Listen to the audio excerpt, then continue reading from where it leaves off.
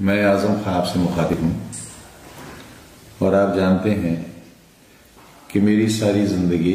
اور زندگی کا عمل ایک آئینے کی طرح آپ کے سامنے ماضی میں بھی رہا ہے، آج بھی ہے، اور آپ کل اور آج سے میرے آنے والے کل کا اندازہ لگا سکتے ہیں۔ مجھ پر، میرے اپنوں پر، میرے پیاروں پر گزرے ہوئے 4-5 سال میں جو کچھ ہوا ہے وہ کسی سے پوشیدہ نہیں ہے، اور غالباً یہ ایک ایسی افسوسناک تاریخ ہے جس پر آنے والا کل ہندوستان کے اس نظام جمہوری پر ضرور تنقید کرے گا اور کچھ نہ کچھ اپنی رائے پیش کرے گا۔ روز اول سے زندگی کا مشن یہی تھا کہ جو لوگ بہت کمزور ہیں، بہت نظر انداز ہیں، اپیکشت ہیں، اور کسی مقصد کے تحت پوری دنیا میں اور بالخصوص ہمارے ہی اپنے مادر وطن میں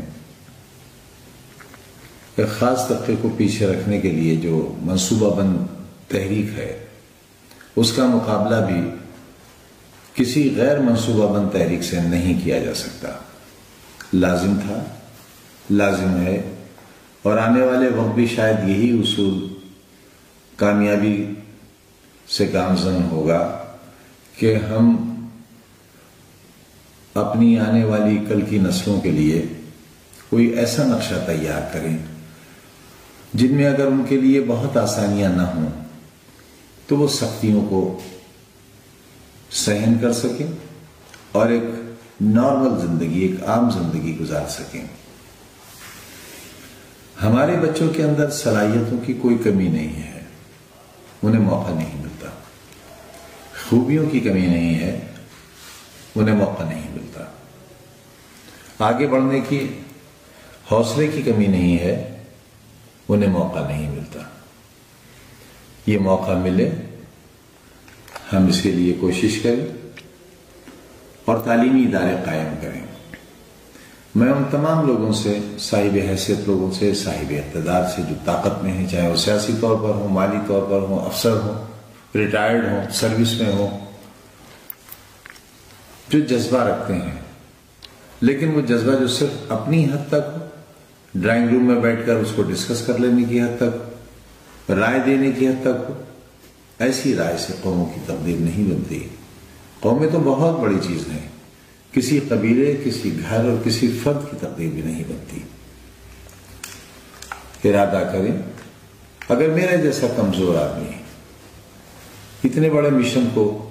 پائے تکمیل تک پہنچا سکتا ہے تو میری ہی پڑوس کے ضلع میں نہ جانے کتنے رئیس رہتے ہیں، میرے ملک میں، میرے پردیش میں نہ جانے کتنے لوگ دولت مند رہتے ہیں، نہ جانے کتنی ایسی آرگنائزیشنز ہیں جن کے پاس بہت وسائل ہیں لیکن ان کا صحیح استعمال نہیں ہے۔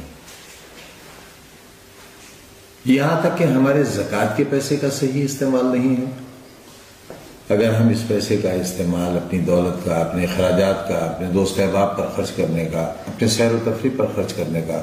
اپنی شان و شوکت پر خرچ کرنے کا، اپنی رہائش پر خرچ کرنے کا، اپنی زندگی کی دیکھ بھال پر خرچ کرنے کا پیسہ اگر ایک حصہ بھی آنے والی نسل کو پڑھانے کے لیے خرچ کرنے لگیں تو یہ بڑی خدمت ہوگی۔ میں خدمت کو نہیں کہتا، ایک کوشش ہے، ایک یونیورسٹی بنائی ہے، اسکول بنائے ہیں، یہ بات بھی صحیح ہے کہ اس کے ساتھ بہت ہی نازیبا سلوک ہو رہا ہے، اور ہم کیسے برداشت کر رہے ہیں۔ ہمیں تو اپنی قوت برداشت پر کبھی کبھی حیرت بھی ہوتی ہے کہ ہم ہڈی گوشت کے بنے ہوئے انسان ہیں بھی یا نہیں ہیں،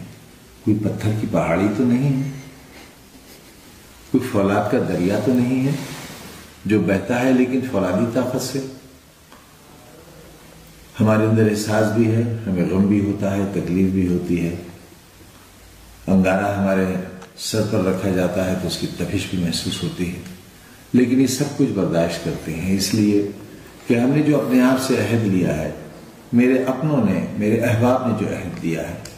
جو ہمارے ساتھ جیلوں میں رہے، آج بھی ہیں، جنہوں نے سختیاں سہیں، آج بھی سختیاں سہ رہے ہیں، جو برباد کر دیے گئے، لیکن انہوں نے شکایت کا موقع نہیں دیا. بہتوں نے دیا بھی, بہتوں نے تیزاب کے خنجر بھی پار کیے, لیکن بہت سے ایسے ہیں جنہوں نے بہت تکلیف کے وقت میں بھی ساتھ نہیں چھوڑا ہے, اور انہی کے تعاون, انہی کی محبتوں کے سہارے ہم ابھی تک کھڑے ہیں. آپ سے صرف ایک اپیل کرنا چاہتے ہیں, یہ تعلیم گاہ میری تربیت گاہ بھی ہے, اور یہ آپ کی آنے والی نسلوں کا سنہرا خواب ہے. اسے ٹوٹنے مت دیجیے. کوئی دولت, کوئی طاقت